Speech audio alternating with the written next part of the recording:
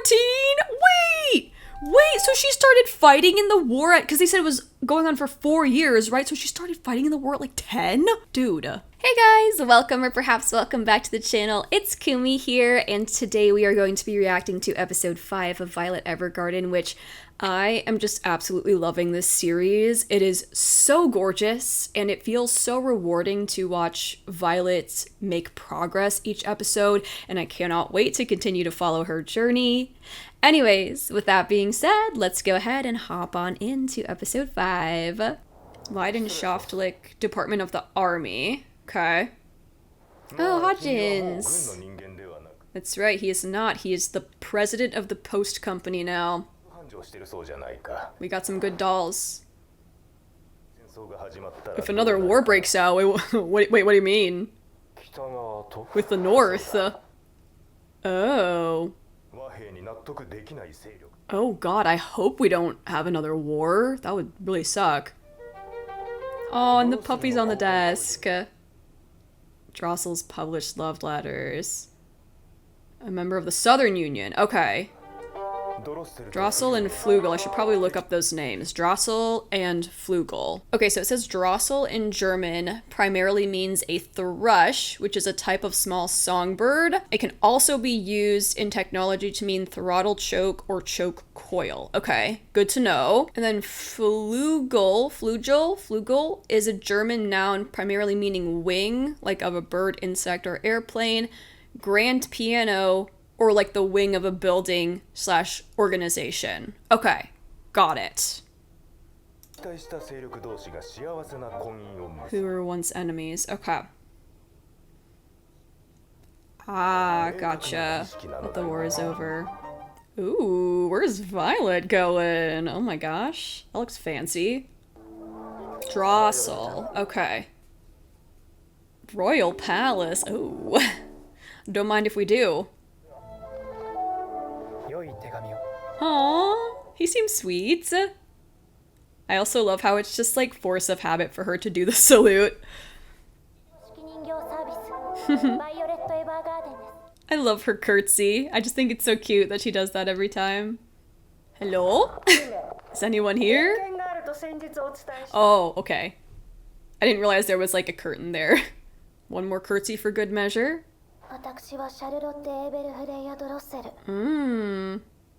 Hey, she also has a puppy stuffed animal. Hey, my girl's sleeping in, okay? Okay. We're getting a lot of love letter requests, it seems. Everybody says that, dude, my girl Violet cannot beat the doll allegations. For real, for real. But yeah, I feel like this is really valuable experience for her because in episode 4.5, Violet also had to write a love letter. And now we're having to write love letters again, which, I mean, she wants to understand what I love you really means. So I feel like this is definitely good practice for her. Yeah, how old is she? Oh, okay. We don't know her exact age. Oh, she's only 14? Wait, so she started fighting in the war because they said it was going on for 4 years, right? So she started fighting in the war at like 10? Dude. That's crazy. Aww. She seems really sweet.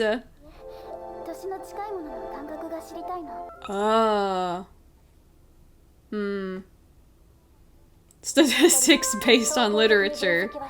Of course she has. Yeah. I mean,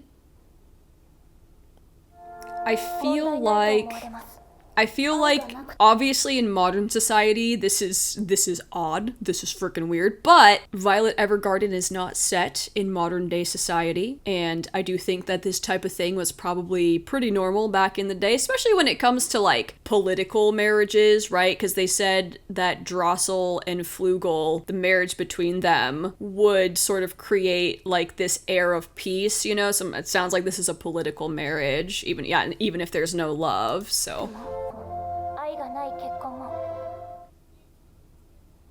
I mean, fair enough. It's an honest answer. She's been in the army, bro.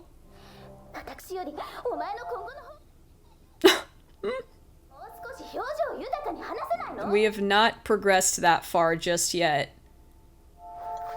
Up! Oh my goodness. She's like, actually, never mind. Oh, dang. Violet cooked with this one. Ooh. Sheesh. The moon and the flower.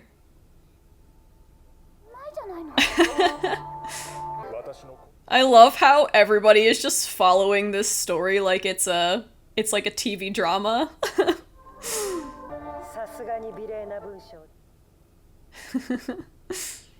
Oh. Oh, what's her reaction? Huh. Interesting. Oh, is she embarrassed? Oh, no. Huh.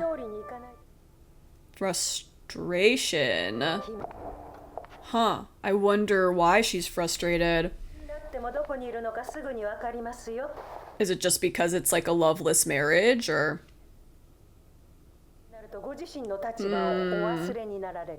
I mean, sure, she's young. She's 14, right? Oh, you're Alberto.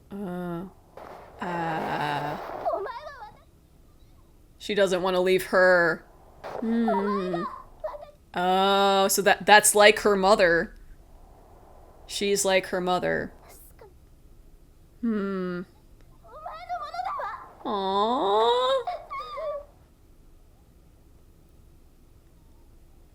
Oh, I feel bad for her. I mean, that makes sense. I totally understand her frustration. Being a princess is not all it's cracked up to be, especially when you find yourself in a position of having to partake in a political marriage, when you don't want to leave your hometown, you don't want to leave the place where you're from, you don't want to leave the people who have raised you. I mean, for all intents and purposes, it sounds like that is her mother.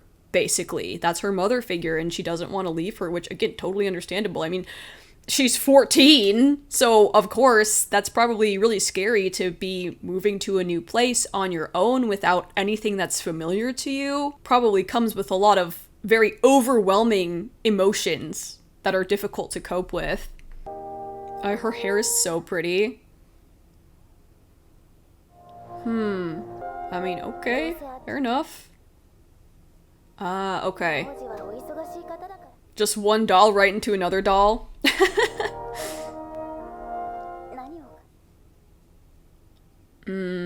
Okay. We trust Violet to just cook? Oh, okay. Interesting, okay. It must feel a bit inauthentic to her.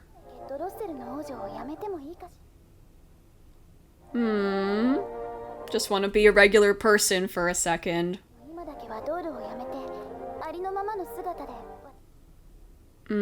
Yep, we just want to talk as human beings for a moment. Old enough for marriage, dang, that's crazy to me.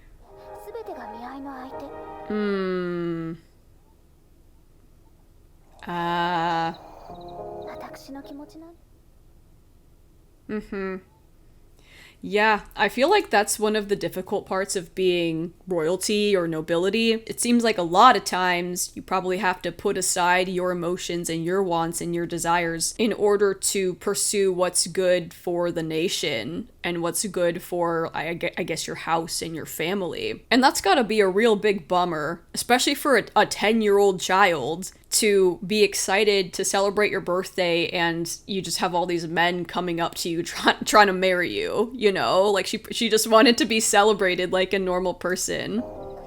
She just wants to be treated like a normal person. Oh. Is this him? This is when she met him?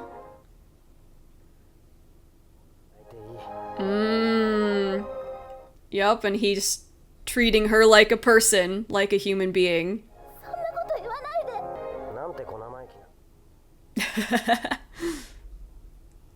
Yup. Aww. Yup. He's not expecting her to be nobility. He's allowing her a moment to just be a human. With emotions and feelings and...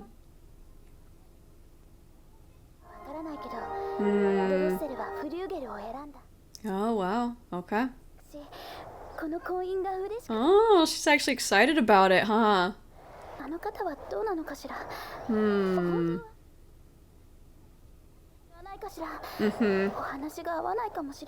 I mean, yeah, that is probably true. It is a big age gap, but it seems like he doesn't mind that you're a crybaby, though. Yeah. Want to know how he really feels. I mean, that's fair, yeah. Oh, I wonder what Violet's gonna write. Yup. To express their true feelings. Yeah. Yeah, you know what? Yes, break some rules! Oh. Aww.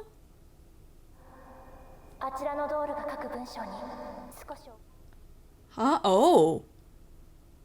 Sound familiar. Is it one of our dolls that is writing the letters for him as well? That would be interesting. Also, I like that Violet has progressed enough to say something to the effect of like, this might be outside my bounds, but I want to do this for myself, you know, not because it's an order, not because it's a mission. I just want to do this for myself and for you. Like, I'm making this choice because I want to stop your tears. You know, like she's stepping outside of the box a little bit, which I think is actually a very big step for Violet. I also think there's something really interesting in the fact that the man Charlotte is marrying, I forgot his name, sorry.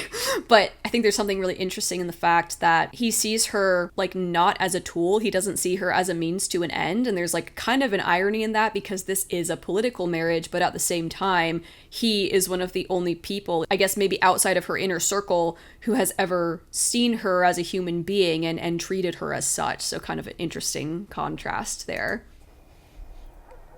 I love the flower too. The flowers are so pretty.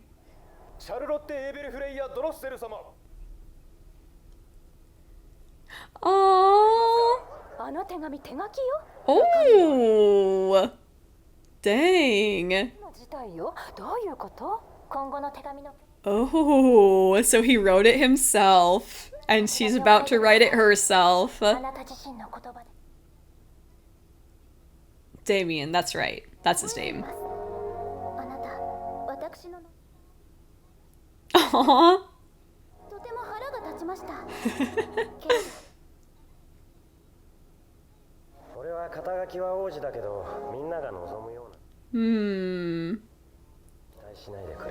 Aww. Oh, and they sent a rose with it.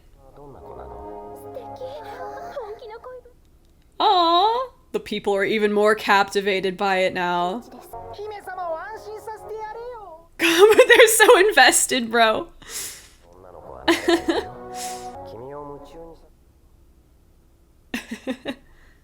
That's lame. And already head over heels for you. Oh, and look at all the roses he sent her.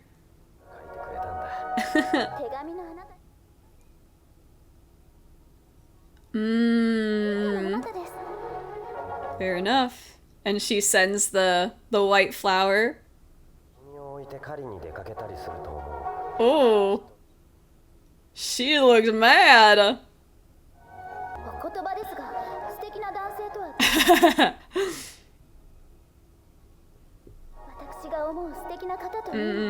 To act genuinely, yep, and treat her genuinely.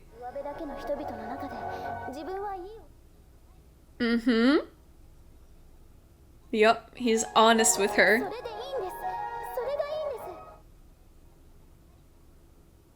Aww. Yeah, you tell him.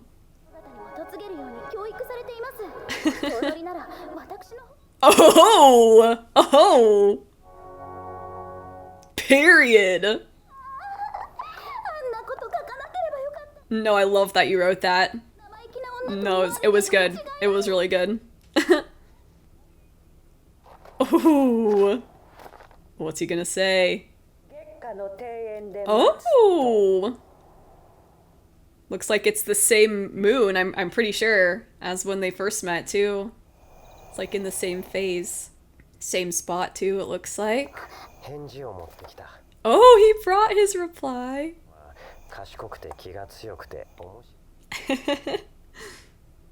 Aww.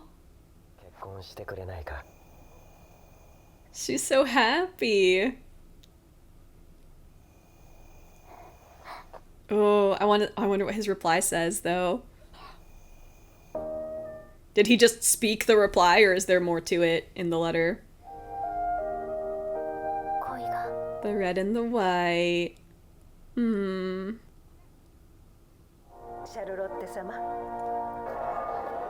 Oh, are we getting married? Is this the wedding? That's cool with the red and white wine, too. Oh, she looks so pretty. She does look very beautiful. A new journey, yep. But yeah, that's understandable.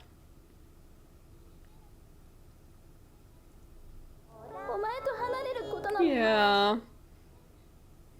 Aww.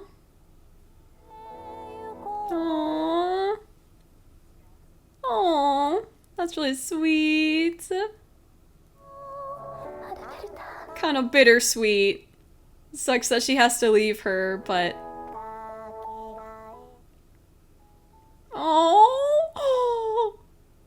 Oh my gosh! Bowing to her as the princess. Aww. Wow. Dang, that is wow. The fact that she bowed to her. Oh, it was her!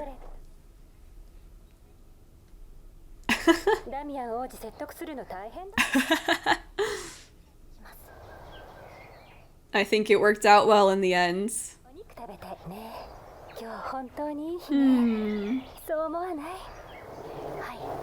Beautiful day for a wedding. Oh, and she's got flowers. Yeah. Oh, she's smiling too. Oh, I feel like we don't see Violet smile that often, so that's really nice to see. Leidenschaftlich Port of Leiden. Huh? Are they talking to us? Oh. Oh. What's he doing here? Oh. Excuse me? Oh.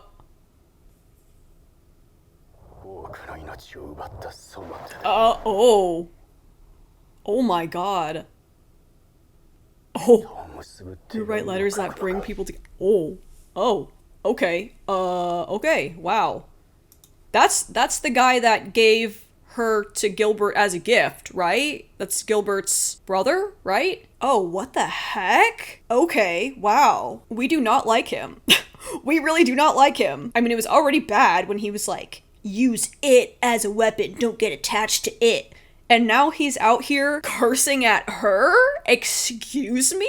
F off, bro. Anyways, as for the episode itself, this was a really sweet one. You know, again, I'm not gonna judge the age gap too much because, as I said, it's a political marriage. This stuff was like, there were times where this was pretty normal, even though it may seem like very weird to us now, you know, but there are times where this was normal. And I think especially normal when you're trying to create like some sort of union between nations. You know, political marriages were not necessarily uncommon during certain times. So, but yeah, this this was a sweet episode. I really like the red and the white flowers. I gotta double check what the white flower is called. Obviously the red one seems to be a rose, but I think they mentioned the white flower. I just missed it. I can't remember like what they said. Okay, so the flower is a camellia, which symbolizes love, devotion, adoration, and refined perfection, often serving as a winter rose. Oh, that's interesting. That's actually really interesting. That represents longing, strength, and longevity. Widely cherished for blooming in cold weather,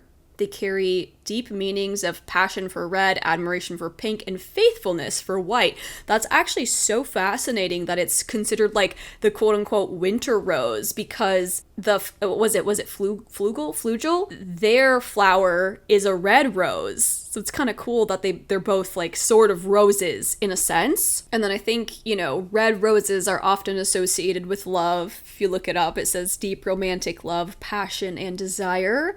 They represent intense emotional commitment, admiration, and respect, often used to convey I love you. So that makes sense. That's really cool to see the flower meanings. And it was really cute to see her sending like a camellia to him and then him sending a red rose to her with each letter. That was very sweet. And it's also really sweet to see Violet at the end holding the two flowers on their wedding day. That was also very, very nice. And it's also kind of funny too because let me get to it. It's also kind of funny too because Violet's kind of in white and then she's sort of in red, so even their colors kind of match. But it's really sweet that even though she couldn't stay for the wedding, she's still holding one of each flower on Charlotte's wedding day. And I feel like she kind of made a friend in Charlotte. You know, they seem to be roughly the same age, and I think much like Damien treated Charlotte as a human being and treated her genuinely, I think Charlotte probably came to really appreciate Violet for doing the same thing. You know, Violet also treated her genuinely and as a human being. Violet didn't expect her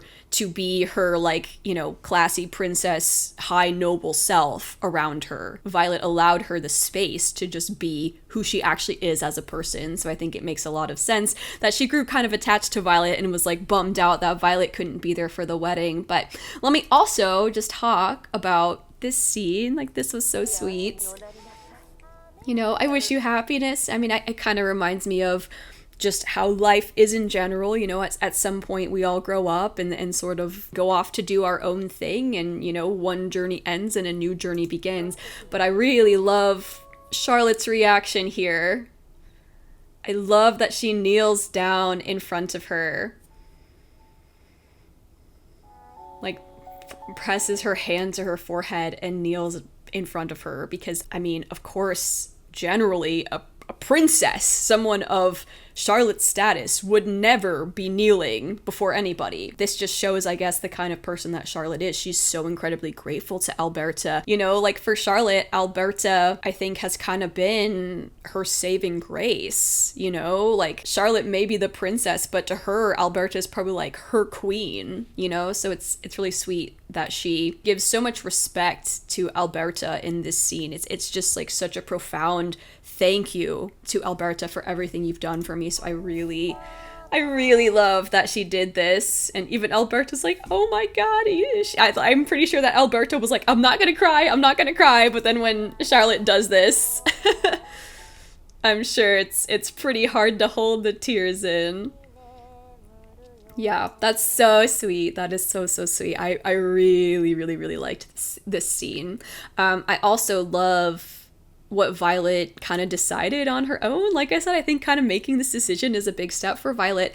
And I think this was such a brilliant idea to have them write the letters themselves. And it's funny because originally the letters were supposed to be like these beautiful, you know, like eloquent, heartfelt letters that would like move the public and make the public go, oh, that's so sweet, it's so romantic. But interestingly, when Charlotte and Damien were just themselves, it seemed like the public became even more invested. And I think that kind of kind of shows the value of authenticity, you know? The people appreciated the fact that they were just being themselves, and it was actually really funny to see everybody be like, oh, what's he gonna say, and how's he gonna respond to that? Like, oh, is he gonna comfort her? Make sure you comfort her. And then when he didn't comfort her in the way that people wanted, they were like, dang it, you could have done better than that. Like, they were so invested, and that was so funny and cute to see. I also just really appreciate the use of the flowers in this episode, you know, with the rose being laid on top of the camellia. Kind of just gives you this sense of unity, you know. It's a union between Jocel and Flugel, as it says right here. And also, like, another thing that's pretty cool, I guess, is, I mean, they say in the beginning of the episode that Jocel and Flugel getting happily married would be a clear sign that the war is over, so I'm guessing that we're good now. We, like, don't have to worry about going to war again anytime soon, so that's another nice thing that came out of this episode. And then I just want to go back to this ending scene because I want to double check. I'm pretty sure this is the guy, but let me double check. Are they saying Dietfried? Captain Dietfried Bougainvillea? Your brother is here to see you. So this is, okay, that's right. So this is Gilbert's brother, Dietfried? And then he's the one that, like, gifts Violet to Gilbert. Okay, got it. So yeah, this is really interesting, this exchange between her and Dietfried. Did he come here just to say this to her? Or did he just happen to be in the area? Dietfried. Navy Captain Bougainvillea. And like, oh my god, the look in his eyes, dude. Like, it feels like he just really hates her. Oh my gosh. That expression. One who killed so many of my comrades. Huh. Is this how he wound up meeting her and I guess, like, capturing her to give to Gilbert as a present? She looks so young there, too.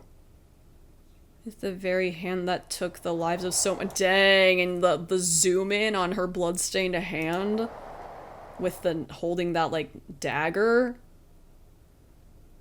Oh, wow. Wow. You write letters that bring people together. Dang. Dang. Okay, one thing I will say about this is Dietfried can F off, can politely F off, hop off my girl. But another thing is they were at war, right? Part of war, unfortunately, is taking lives. And I mean, war, it seems like that's what Violet has been, like, programmed to do. I mean, she was seen as a tool. She was seen as a weapon.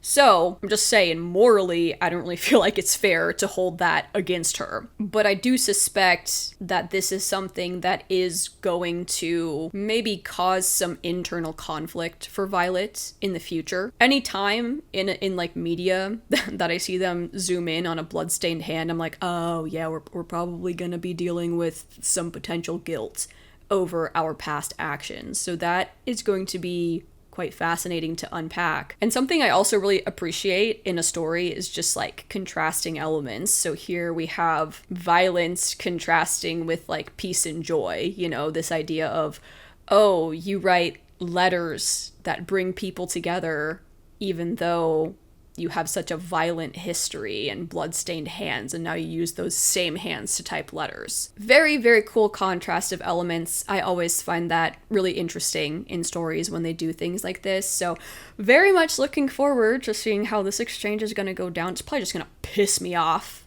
honestly. I do not like Dietfried at all, and I would honestly just appreciate it if he could just stay away from Violet for the rest of her life. But anyways, I guess we will see possibly what winds up going down in the next episode. I don't know if they're going to continue where they left off or if we're going to shift to something new and maybe circle back to this. But either way, I hope you guys enjoyed the reaction. If you did, don't forget to like, comment, and subscribe, and I will see you all in the next one. Goodbye!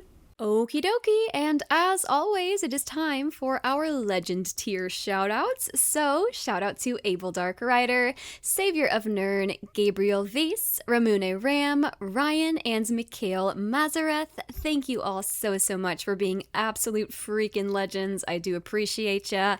And on to the rest of the shoutouts.